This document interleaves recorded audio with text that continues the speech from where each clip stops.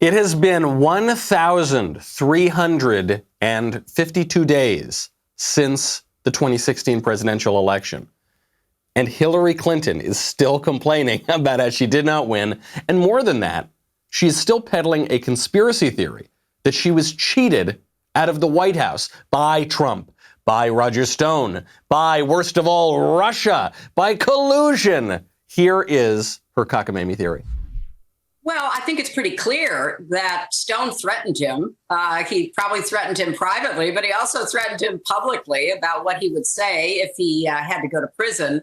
And this is a continuation of the cover-up. It's an ongoing cover-up that Trump and Stone are two of the major participants in, to try to prevent us from knowing all of the details about what they actually did in 2016. Some of it was very public. I mean, asking Russia in public to interfere in an American election, but some of it was clandestine, behind the scenes, sending messages, the kinds of things that we know about, and I think much more. So what he did was to use the awesome power of commutation as part of the pardon power of the president to basically shut up Roger Stone, so that Roger Stone would not spill any more beans about what actually happened and how much Donald Trump actually knew. Roger Stone and Donald Trump must get so much pleasure out of watching this woman dissemble like this, because it was Stone, it was Trump, it was Putin, it was Boris, it was Natasha, it was everybody's fault but her own. And so she's now attacking Trump for using the pardon power. Do you know how many times Trump has used the pardon power, the power of commutation? 36 times. Do you know how many times Hillary Clinton's husband used the pardon power and power of commutation? 456 times. One of the most famous abusers of the pardon power ever, for political reasons. Hillary says there was a conspiracy to hurt her, keep her out of the White House. In fact, we know there was a proven conspiracy to try to keep Trump out of the White House through the politicization of the FBI and DOJ. The problem was that conspiracy didn't work. Lots of double standards going on here between how the mainstream apparatus, the establishment, big tech, news media are treating the leftist conspiracy theories compared to the right ones. We will plunge the depths of conspiracy. I'm Michael Knowles. This is The Michael Knowles Show.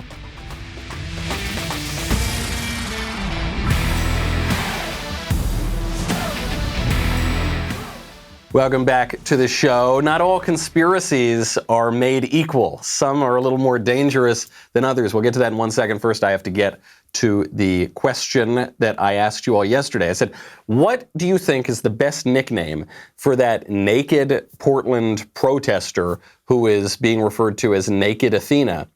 And best comment I saw out there is Medusa.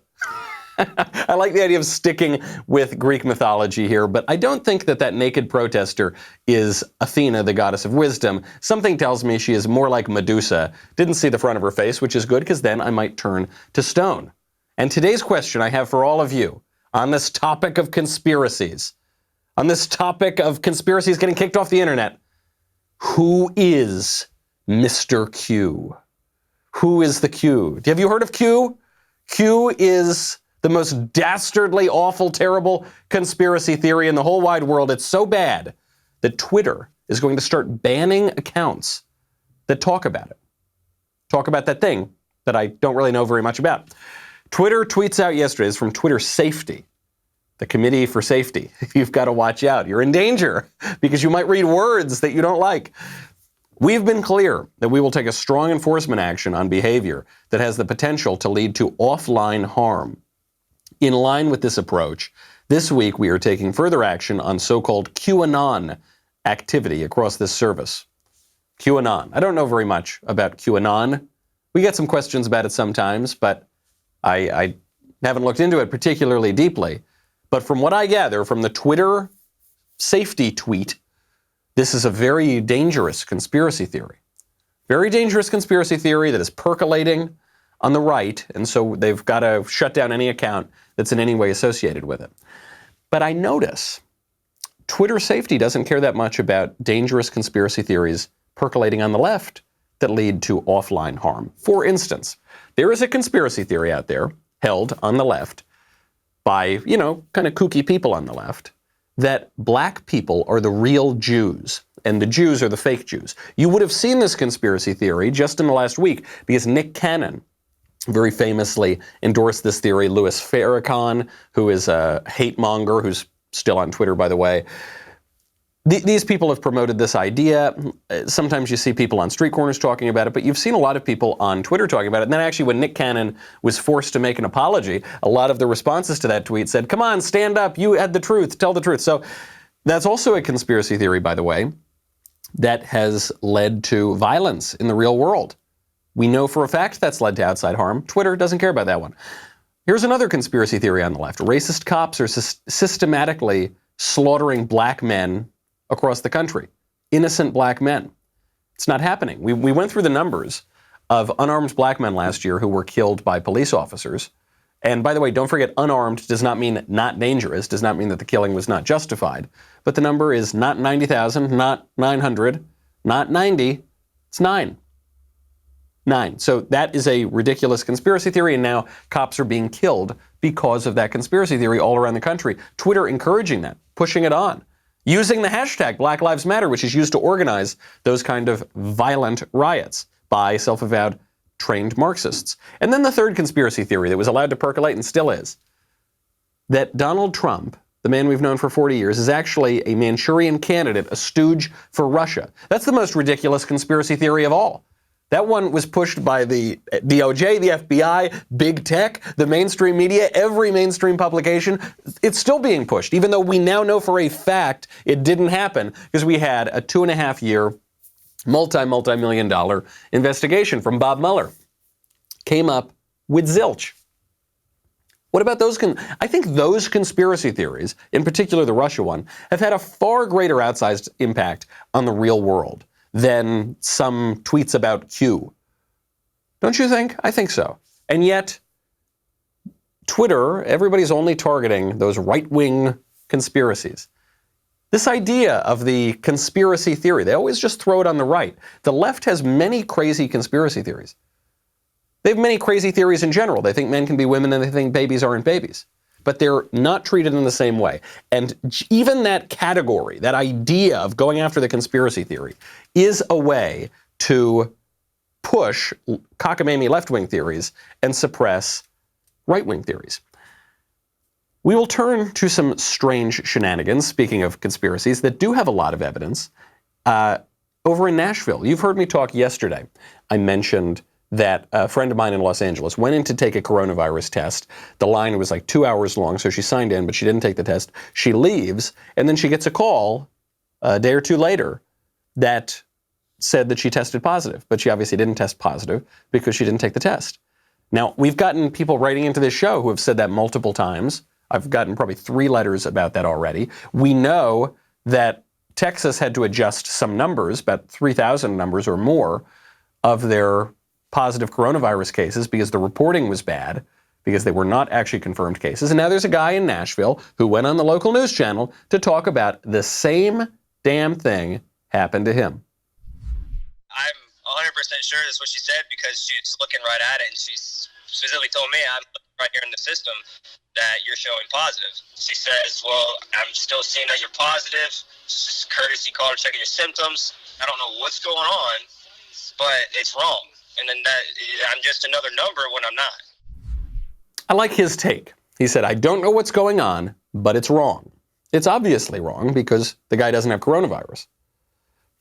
When we think about this, does it have to be some elaborate conspiracy theory with the Illuminati and the Freemasons and, no, not necessarily. I mean, obviously, the reason that conspiracy theories take hold is that sometimes there are conspiracies. We've been talking about Jeffrey Epstein recently, talk about a conspiracy theorem. That's one that was proven true. There actually was an international elite pedophile ring that had its own private island. And Jeffrey Epstein was the guy running it. Then Jeffrey Epstein, didn't make it out of jail. And so they've got the other gal, Ghislaine Maxwell. But it implicated very high-level people. It implicated Bill Clinton, who flew on the Lolita Express multiple times. It implicated Prince Andrew. Implicated lots of people. People are trying to say it implicated Trump because Trump knew Epstein in Palm Beach, and Palm Beach was a member, or Epstein was a member of Mar-a-Lago. So I guess, even that doesn't look great. But He didn't fly on the jet quite like Bill Clinton did. Anyway, it involved a lot of upper-level people, and that's how conspiracy theories take hold. I'm not interested in that. What I'm interested in is the gaslighting. It's a slight distinction. The conspiracy theory has this whole elaborate system. What the gaslighting is when the left just lies to you, when they tell you not to believe your own lying eyes. And that is what they're doing right now, particularly on coronavirus. Andrew Cuomo, who handled this coronavirus worse than any governor in the country and whose policies are responsible for thousands of senior citizen deaths, Andrew Cuomo had the audacity to sit in front of a news conference and say that now New York not only is handling this virus better than anybody, but that people are fleeing other states to come to New York. The problem is you have it increasing now in 40 states across the nation. How do you keep the virus in 40 states coming from New York? We now have people coming to New York fleeing the other states because it's the quote-unquote safe state. So we have people coming here just for the purpose of fleeing the virus in their state. I think I have a little insight into what Andy Cuomo is doing here because I happen to be a New Yorker of Italian extraction, just like Andy Cuomo. There's a little bit of an exaggeration factor that goes on here when New Yorkers are BSing. So what he's trying to say is, I'm not responsible for thousands of people's deaths. I know that New York handled this worse than anybody, but please don't blame me. That's what he's trying to say. So what he has to push a little too far. So he says, oh yeah, New York's doing great. Yeah, New York's doing better than anybody. Actually, you want to know what I hear from people? People tell me all the time, they say they're coming to New York. Oh yeah, they want to leave all their safe states and come where the virus is because of how good we're doing. Oh yeah, it's like the whole thing of like, this is the best pizza ever in the history of the world. You think that there has ever been a pizza better than the pizza at my pizza shop? Never. Never, ever. Not in Naples, not anywhere, not at any time. Historians will write about this pizza. It's that kind of exaggeration factor. Trump does it a little bit himself, but he's not doing it on important matters of policy. Trump will do that kind of thing when he's talking about crowd sizes, things that are kind of tangential to a story. Andy Cuomo is doing that when we're talking about the actual epidemic.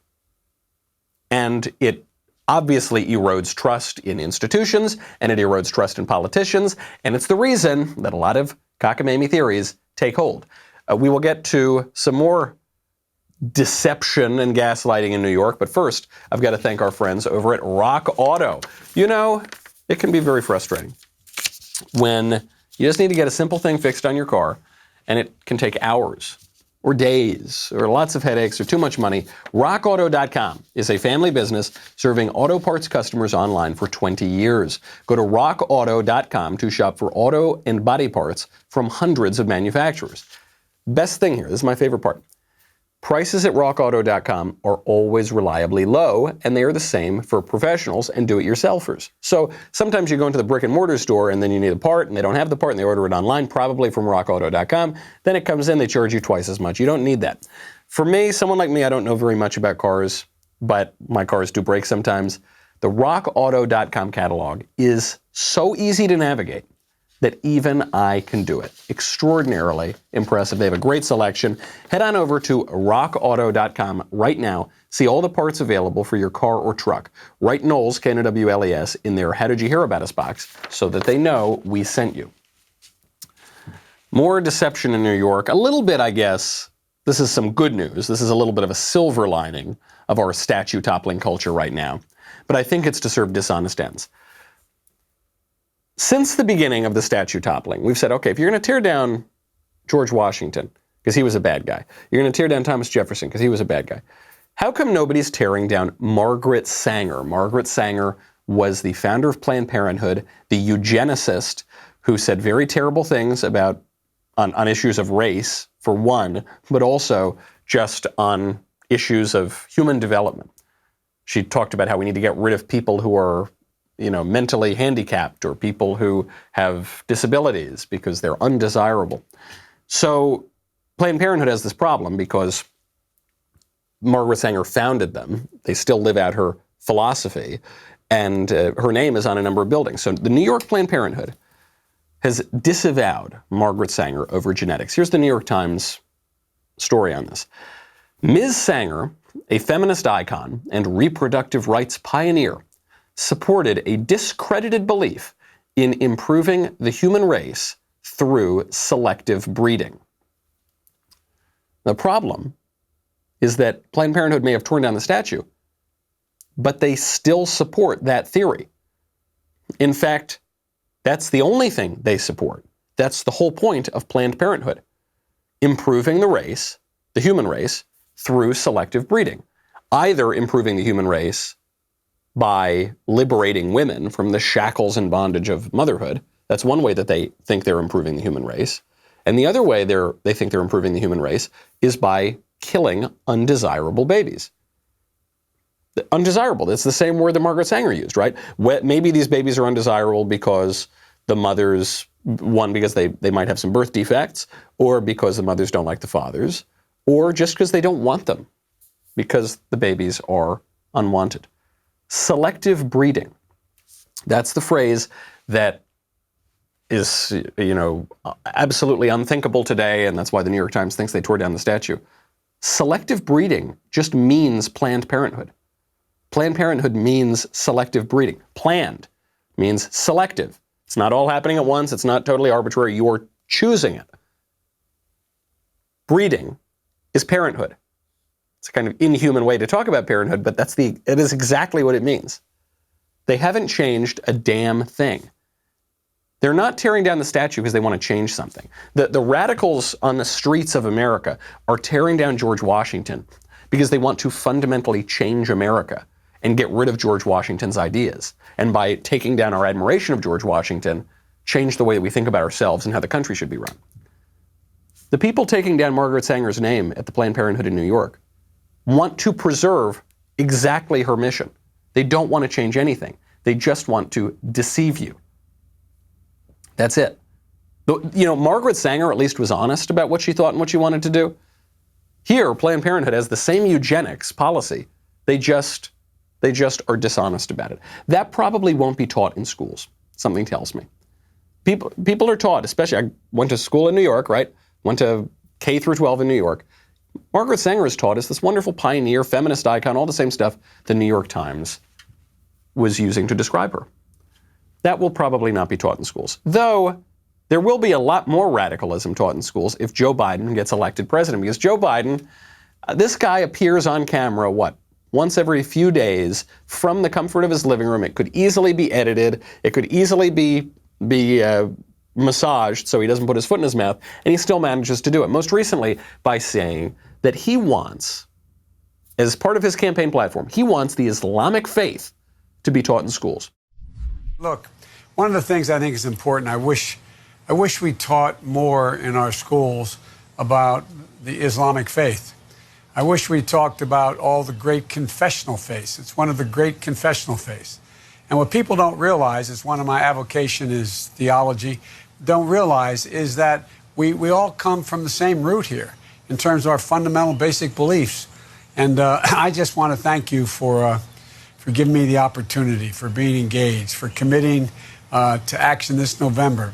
You're doing what's that's never been done before. You're registering and turning out 1 million Muslim voters this November. There we go. I was wondering, where did Joe Biden get this recent love of Islam from? Since when is Joe Biden trying to set up madrasas all over the country? Oh, it's because he's pandering for votes, as he always is. So he says, we want to turn out 1 million Muslim voters, and you got to vote for me, and I want the Islamic faith taught in schools.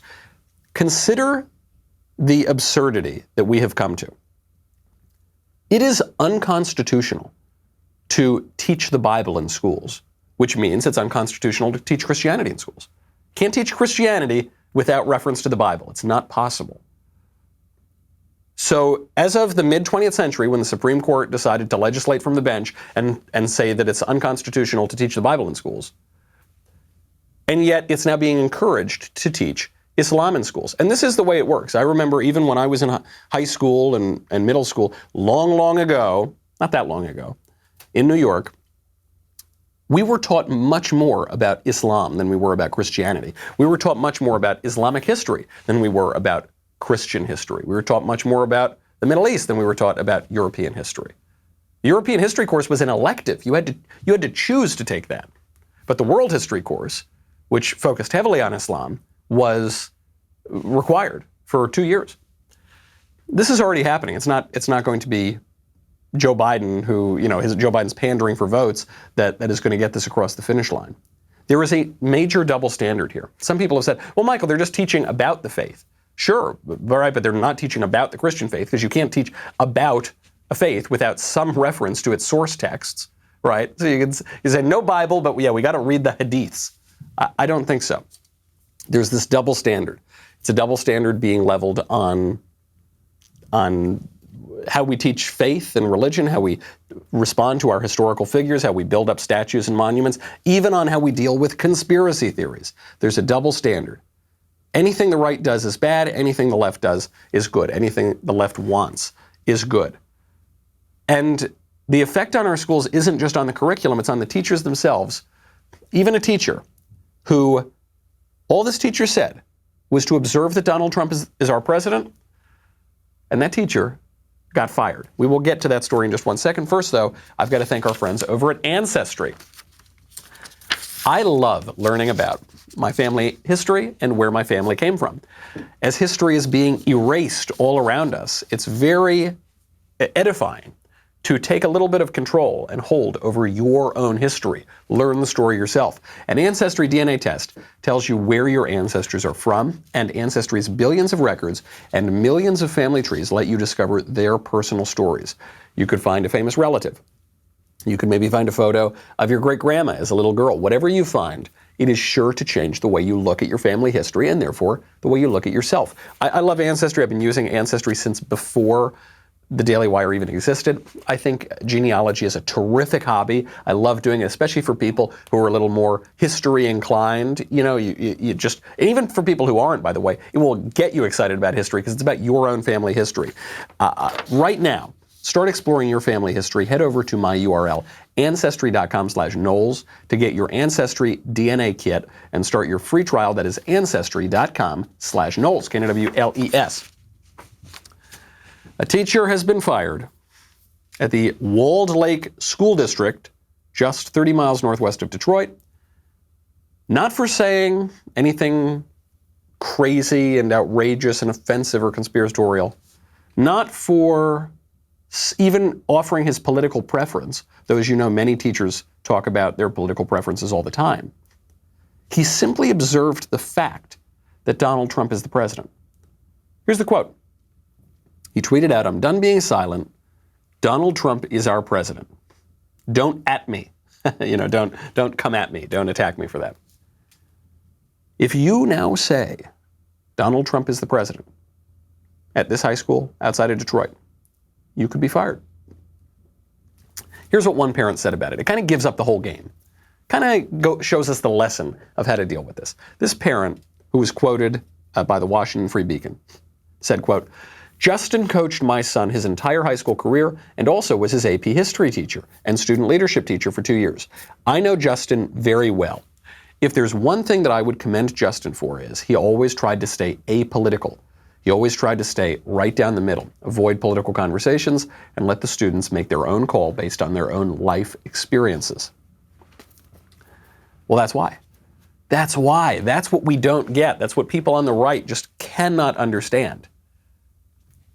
If you stand in the middle, if you are quiet about your views, if you don't attack people for their political views, you think that you're being coy.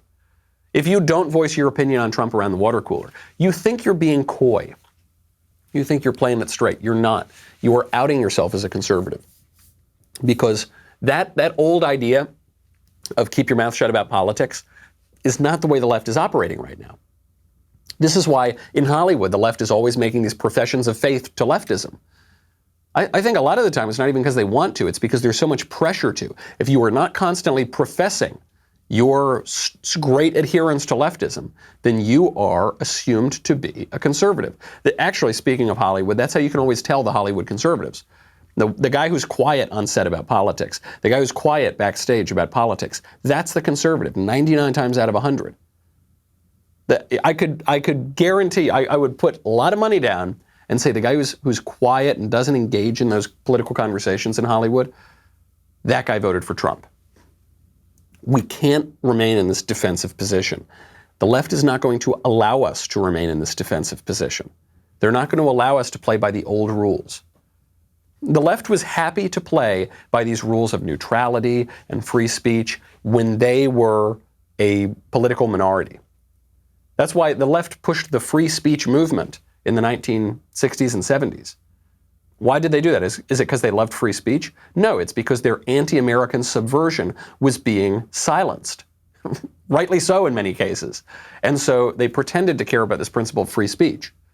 And then the moment that they became the dominant cultural force, they quashed free speech for everybody else. We can't just go right back to that neutral playing ground. It doesn't exist. And frankly, it probably never existed. If this teacher outside of Detroit, if he had taught the lies of the 1619 Project, if he had taught the demonstrated lie that the New York Times has peddled to the tune of $3 million and won a Pulitzer for, that America was founded explicitly to protect slavery, that teacher probably would have gotten a promotion.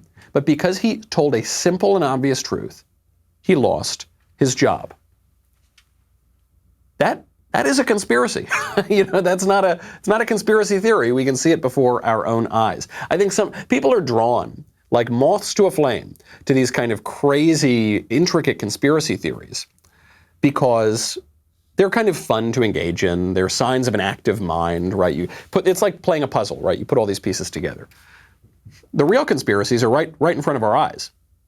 The FBI and the DOJ abused their power to try to subvert the Trump campaign and the 2016 election. We know that. That's a big conspiracy theory. Conservatives in public education or in academia are discriminated against. We know that. It's a conspiracy theorem. We see it right before our eyes. It's a little less saucy than some of the more intricate stuff, but that's where the battle is really being waged. Here's another conspiracy theory that the left, or rather, it's a conspiracy theory that the left is pushing, that there is this epidemic of racist cops gunning down unarmed innocent black men around the country. Maxine Waters, one of the craziest and most dangerous members of Congress, Maxine Waters, who called for leftist mobs to attack conservatives in public just a few years ago. Maxine Waters pulled over her car recently because she saw a traffic stop, and she got out of her car in the middle of the road and started yelling at the cops because the cops had pulled over a black man in a car. You pulled over! They stopped the brother, so I stopped to see what they were doing. Oh, okay. So they say I'm in the wrong place, say they're going to give me a ticket. That's okay, as long as I watch them. Gotta do what they gotta do, make sure. All right. So that video being filmed by the people who were pulled over, and you see these cops, they're on the side, and they threatened Maxine Waters. They said, you can't just leave your car in the middle of the road and get out and start yelling at us. We might give you a ticket. And then she flexed her political power, and they just let her off with a warning.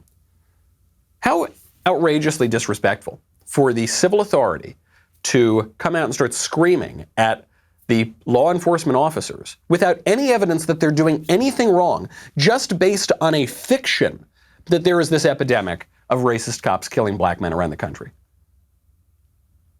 Maxine Waters explained to TMZ what she was thinking. She said, my first thought was, not again, not one more killing. And I'm reflecting on all of the killings of young black men in particular, but of course black women too, at the hands of the police and at the hands of these white supremacists. And I'm thinking about the way that the president conducts himself. In a way, he's dog whistling. And I think that they're feeling that they can get away with this kind of treatment. And I'm just so sorry about the loss of another life. Nothing that woman said is true. The only thing that's true is that she felt it. But nothing that she's saying she felt is true.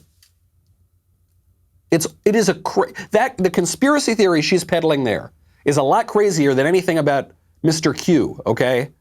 And Twitter is not going to take that down. They're not going to take down Maxine Waters. But it's so calumnious. It's so outrageous to say that our cops are all killers. Very, very few, single digits we're talking about, officer-involved killings of unarmed black men. And when you go through those cases, very often those killings were justified because you don't need to be holding a gun to pose a serious threat to a cop. They're gonna take down Maxine Waters? I don't think so. Meanwhile, while we talk about the BLM movement, or I suppose while we don't talk about the BLM movement, BLM racks up another body count. They killed another person in a major fire that was lit during the first riots in Minneapolis. We will get to that in 1 second. And then we will get to the threat, the implicit threat from the left at the bottom of all of this. First, though, I've got to thank you. Be sure to hit that bell and check out the exclusive content posted on the Michael Knowles Show YouTube channel. We've got one up there right now, which is the best of the worst TikTok videos. We also have a backstage coming up this Friday, 7 p.m. Eastern, 4 p.m. Pacific. So be sure to check that out. And then get Ben's book. Do I have a copy of it? No, because I was reading it yesterday. Ben has a new book out. It's called How to Destroy America in 3 Easy Steps. He did a live signing about it yesterday that I was hosting. You can pick it up at Amazon or Barnes & Noble right now. Check it out. And also get a Daily Wire Reader's Pass. $1 for the first month, and then $3 a month after that. You get access to our mobile app, articles ad-free, access to exclusive editorials. Head on over to dailywire.com. We'll be right back with a lot more.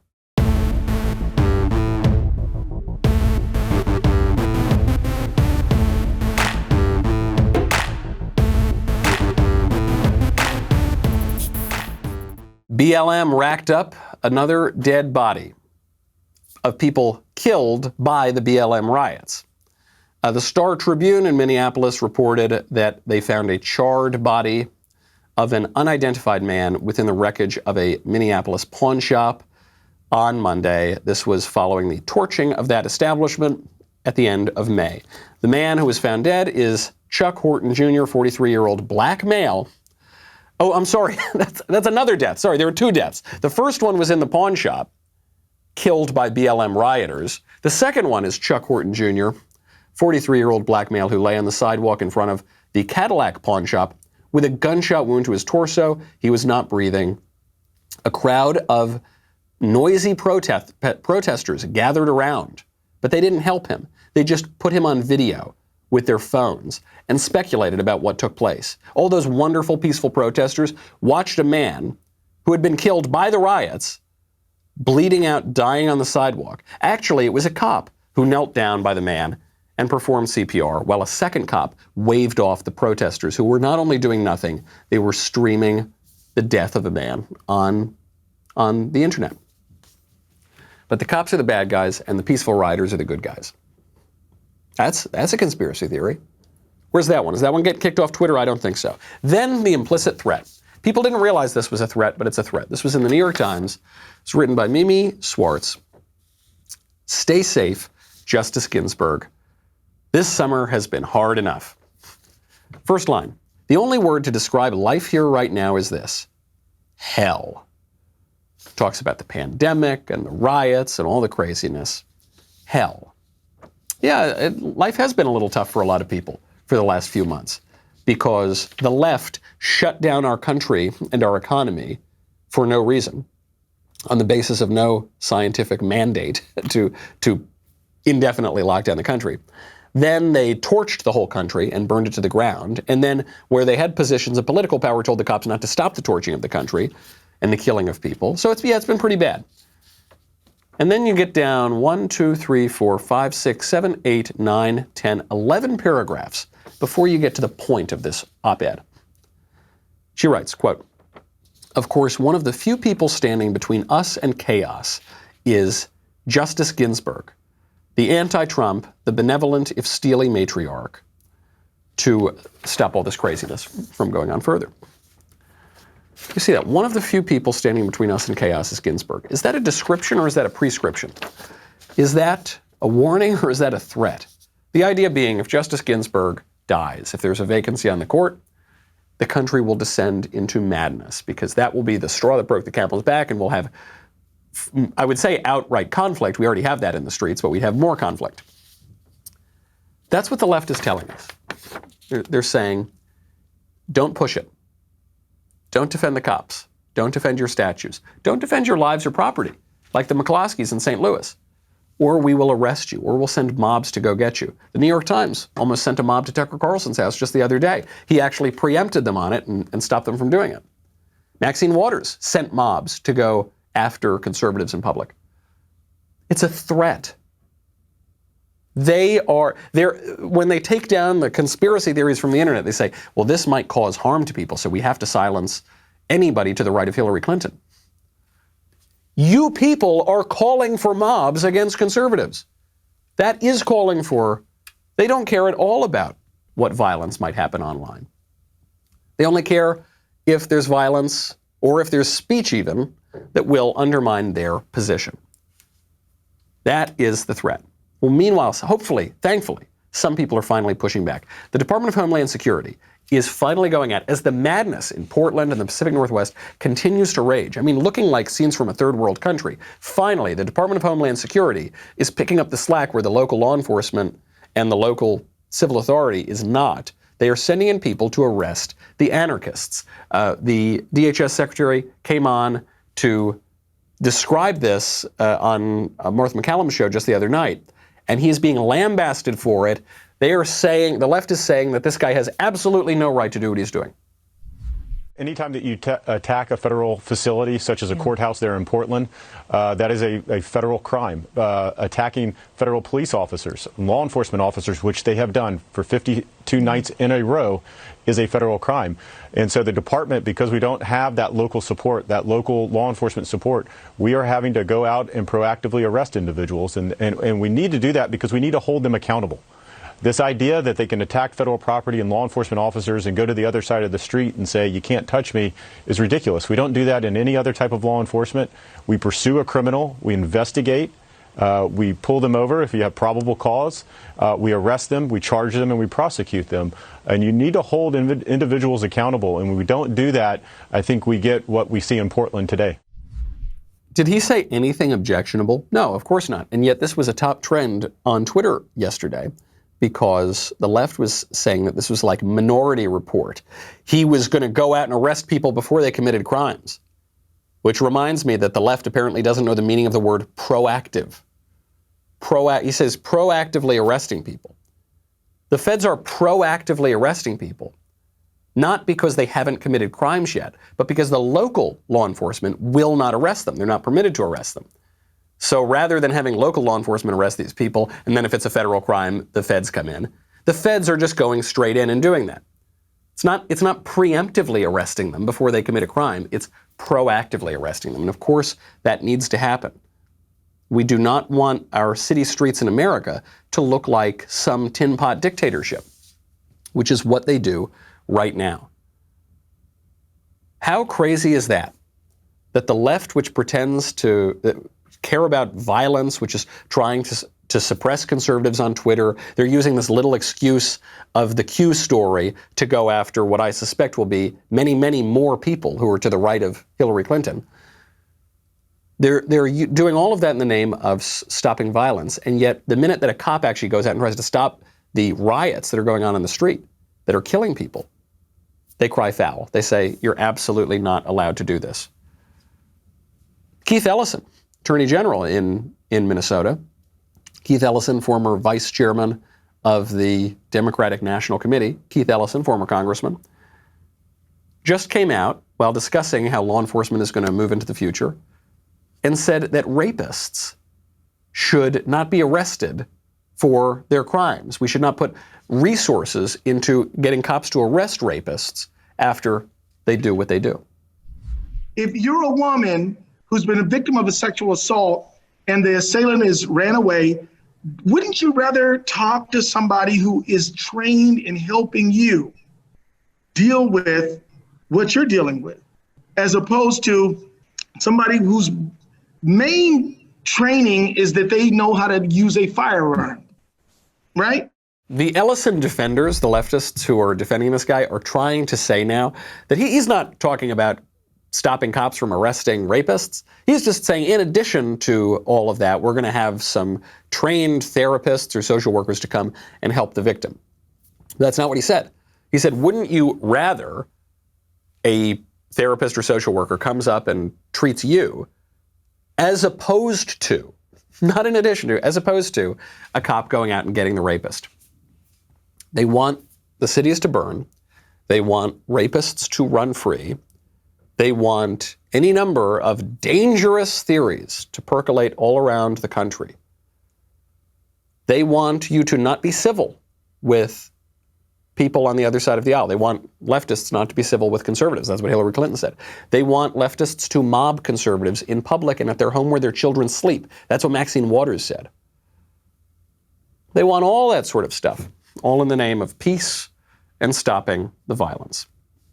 And what does the right do? We try to play by some neutral standard. We think it's going to be applied fairly. We don't want to play their game or engage in the way that they're doing it. When you are in battle, real battle or political battle, your opponent gets a say. And if you are not fighting the real facts on the ground, if you're not dealing with the realities of that battle, if you're fighting some imaginary battle that you wish you were fighting, you're going to lose. If your opponent is aggressing on you and you're living in a fantasy world where everything is neutral, you are going to lose. We need to engage on the terms that the left is foisting on us. I'll give you a great example of this. Great example of this yesterday. A reporter was said to have possibly referred to our beloved press secretary, Kayleigh McEnany, who makes the national heart go pitter-patter, as a lying, B-I-T-C-H. Now, you could hear it on the audio. We all thought it happened for a moment, and this became a big story on Twitter. Take a listen and see what you hear. But I encourage you to read the op-ed. Yes. On the China vaccine research, this yes. is very You've gotten 3 questions, which is more than some of your colleagues. Yes. Thank you, Kayleigh. Okay, you don't want to engage. Okay, did you hear that at the end? Okay, you're a lying witch. Something like that.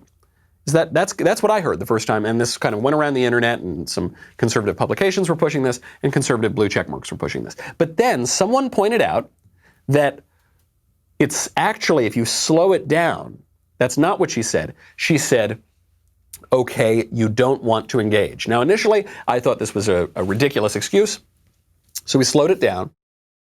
Take a listen. More than some of your colleagues. Yes. Thank you, Kayleigh. Okay, you don't want to engage. As much as it pains me, I tried to listen. I tried to make sure that I was not giving this woman too much credit, Kimberly Halkett at Al Jazeera. I think that's true. I actually think when you slow it down, she did say, okay, you don't want to engage. It sounded like you're a lying you-know-what in person, and surely the press thinks that about Kayleigh McEnany, but in all fairness, I don't think that's what she said. Here's the double standard. When it turned out that that's not what she said, then all the people who were spreading this, or at least a great number of them, took it down. Conservatives deleted the tweets. Jack Posobiec, Eddie Zipperer, the conservative publications that were pushing this around. They took it down. And frankly, they didn't even assert, many of them at first, that that is what the reporter said. They just raised the question, is this what the reporter said? And still they took it down. I only noticed this because when I saw it happen, I tweeted out a joke about, I was quoting this old political philosophy book about how no one should ever use a coarse word at Kayleigh McEnany. And so but then I saw the tweet was deleted, and I said, okay, that's good. Conservatives are being fair about this. The left would never be fair. Would the left ever take down their tweets? Would the left ever back off that lie that they said about a conservative? No, of course not. And in fact, we know that they don't. A perfectly exemplary lie. Donald Trump called white supremacists and neo-Nazis very fine people at Charlottesville. That has become part of the leftist gospel. Joe Biden launched his campaign on that lie. That was the first part of the first campaign ad to launch his campaign. And it's not true. You can look one paragraph down. Trump explicitly says in Charlottesville, I'm not talking about neo-Nazis and white supremacists. They should be condemned totally. And yet that lie moves on. Now, I like that conservatives tell the truth. I think we should continue to tell the truth. But we should not accept any leftist premise that there is some sort of moral equivalence here. We should tell the truth. We should not push fake news. We should not push conspiracy theories that are not true. We should tell the truth, but we should stick by our side, because these are not fair games. There is no moral equivalence here between Trump and Biden, between right and left, between Republican and Democrat. They are not the same. They are not playing by the same rules. They are not pushing for the same goods. The left wants to destroy this country, and they're doing it right now with torches, while pulling down statues, while knocking down buildings. The right is trying to build up that country again. And we should not pretend that the stakes are any lower than that. George Will, considered one of the great conservative columnists. He's been a conservative for a very long time. George Will has come out and endorsed Joe Biden.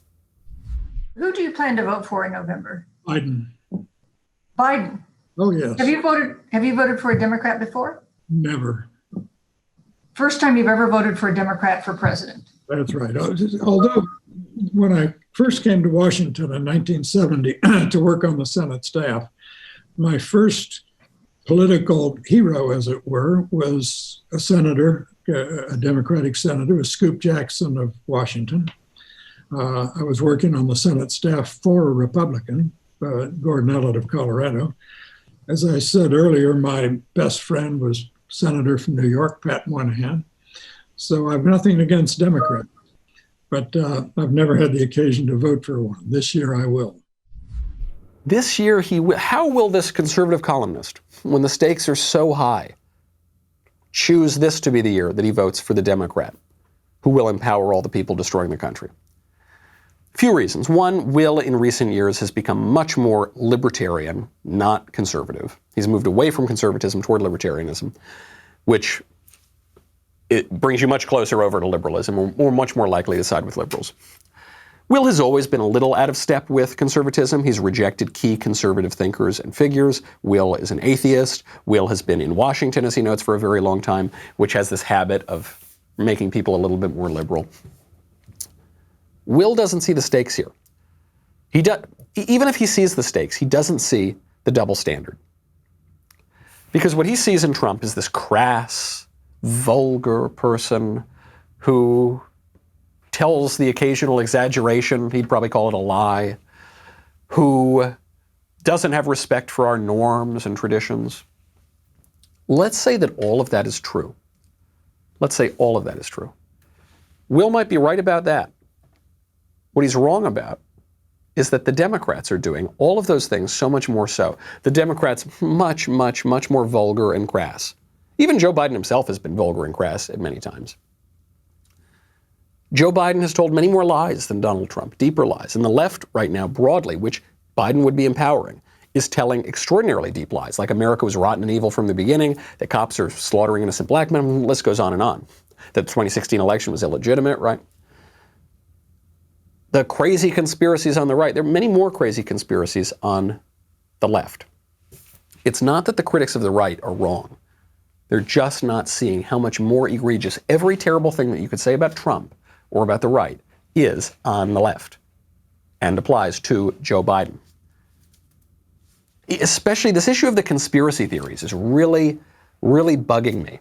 Because they increasingly, you'll notice they hurl this on the right. If you look at right-wing figures and conservatives and thinkers and things like that, increasingly they're adding the phrase conspiracy theorists to their bios, to their Wikipedia pages, even people who are as mainstream as they come. Why are they doing this? To distract from the fact that the left is foisting some serious conspiracy theories on the country themselves. I think of this as the tinfoil hat trick. 3 in a row. They convinced the country that Trump was a Manchurian candidate, a spy for Russia, for goodness sakes. Then they convinced us that we had to shut down the economy indefinitely for this Chinese virus, where other countries around the world are not shutting down indefinitely. And I think indefinite means until the November election. Now they're trying to convince us that we don't need any kind of presidential campaign at all. There can be no debates had, whether literal presidential debates or broader debates about who should win. No campaign rallies, no nothing. So that Biden has a better chance of getting elected because the guy can't form a coherent English sentence, so they're locking him in his basement and convincing us we can't have a campaign. That's what the doctor ordered so that they can get him into the White House in 2020. Those conspiracy theories, much more egregious, much more dangerous, have a far greater public impact than any that you see crop up on the right. Those are the ones that we should push down. Those are the ones we have to fight back against. And they're going to call us all sorts of names when we fight back against them. Doesn't matter. Those are the stakes. Don't worry as much about the criticisms that they're leveling at your side when all of those criticisms apply so much more to their own. The stakes are very, very high. Now is not the time to let them delude you. That's our show. Get your mailbag questions in for tomorrow. In the meantime, I'm Michael Knowles. This is The Michael Knowles Show. See you then.